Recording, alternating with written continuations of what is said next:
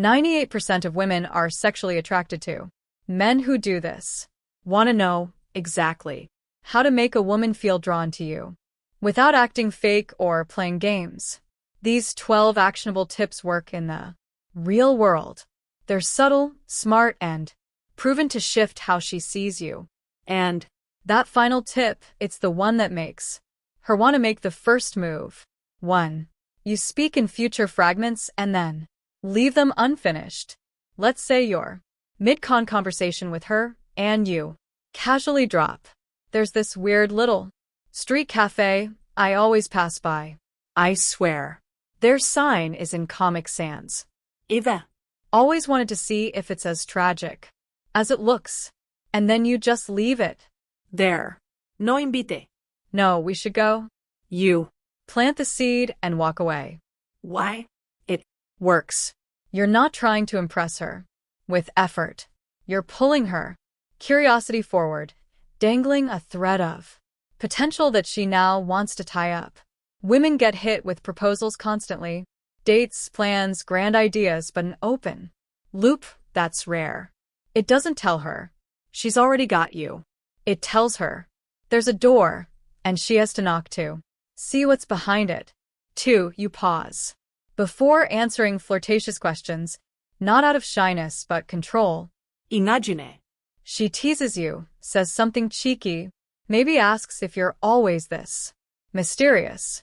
Most guys instantly jump to respond to keep the banter going. But you let it hang for a second. Not a long, awkward pause, just enough to let her question echo in the air. It tells her you're not performing. You're not dancing because she played music. You're grounded in your own rhythm. That 1-second pause feels like a velvet rope. She hasn't been invited past yet. And trust me, the tension from that is electric. 3. You treat beauty like background noise, not a main feature. Most men orbit her looks, compliments, stares, double takes. It's exhausting and predictable, but when you treat her beauty like it's the wallpaper, noticeable, sure, but not the main event, she's thrown off in the best way. You are talking to the woman beneath the presentation, and that sends her brain into overdrive. Wait, does he not think I'm hot? No, it's worse. You think she's hot, but it's not what earned your attention. Now she's scrambling internally to figure out what did that. Kind of mystery. It breeds obsession. Quick pause. If you're focusing more on building your value instead of chasing validation, drop the word growth in the comments. Let's see who's actually putting in the work. 4. You offer silence and you don't rush to fill it. There's a moment on every date or conversation where silence creeps in. Most guys treat that like a ticking time bomb. Quick, ask another question. Crack a joke, but not you. You sip your drink. You glance around. You sit with it. Silence in your presence doesn't signal awkwardness. It signals comfort, like she can breathe without performing, like there's nothing to prove. That quiet confidence is intoxicating.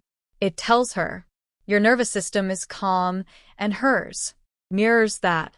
It's the kind of space where attraction simmers under the surface without needing to announce itself. 5. You let her interrupt you, and then don't finish your thought. This one's subtle but deadly effective. Let's say you're telling a story, and she jumps in excitedly. Instead of steering the convo back to finish your anecdote, you let it drift. You pivot with her energy. You don't force your spotlight back. What this tells her, you're not needy for airtime. You're not clinging to dominance in conversation. You value flow over control, presence over performance, and paradoxically, that makes her want to hear you finish that story later. It creates a mental tab she'll want to reopen. 6. You choose discomfort over performative charm. She says something you disagree with. Maybe a take on relationships or ambition or even food. You could nod politely, say, interesting and keep it smooth, but you don't. You push back, not aggressively, but firmly. I actually see that totally. Message on read not out. Of coldness, but because you're living life offline. You're walking your dog. You're deep into a book. You're fixing your bike. Your time is full. Not performatively busy, but genuinely occupied. The key here isn't about being hard to get. It's about communicating, without saying a word, that you don't need digital affirmation to feel connected. You don't chase dopamine hits from your phone. That makes your presence feel earned. And that scarcity, it creates obsession. 10. You narrate your world in ways she's never heard. Let's say you're both in line at a coffee shop and you casually remark, "This place always smells like rain on pavement, like right before a thunderstorm." Or maybe you say, "I have this weird theory that everyone who orders iced black coffee is secretly trying to outrun something." What's happening here? You're offering her a private lens into how you see the world. Not filtered, not calibrated for approval. Women crave originality, not just in action, but in perception. When your observations hit from an unexpected angle, it feels like a portal into a mind she wants to explore more of. You're not describing what she already sees. You're letting her see through you. That's unforgettable. 11. You signal boundaries before they're tested. Here's where most men mess up. They wait until a line is crossed to assert their standards.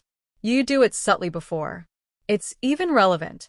Maybe you mention, "Yeah, I've learned I don't do well around people who constantly one-up others. That energy just doesn't sit right with me." Or, if someone's flaky more than once, I usually step back. I don't chase clarity. You're not warning her. You're just existing with quiet standards. That communicates something powerful. You're selective, not out of scarcity, but out of self-respect. And when a woman feels like your attention can't be gained or guilt, it becomes 10 times more valuable. 12. You flirt indirectly by making her feel rare, not beautiful. This is the holy grail of subtle seduction. Most flirting follows the same tired script. Compliments, innuendos, trying to escalate with smirks and shoulder brushes. But you bypass all that. Instead of telling her she looks amazing, you say something like, "There's something about the way you pause before answering questions." It makes everything you say feel intentional. Most people just react. You actually process. You're highlighting traits that have nothing to do with sex or status, but everything to do with essence. That kind of attention feels like emotional X-ray vision. She doesn't just feel attractive, she feels understood. And that distinction, that's where sexual addiction begins. Because now it's not just about you wanting her. It's about her needing to be seen by you. Again. For more advice, subscribe.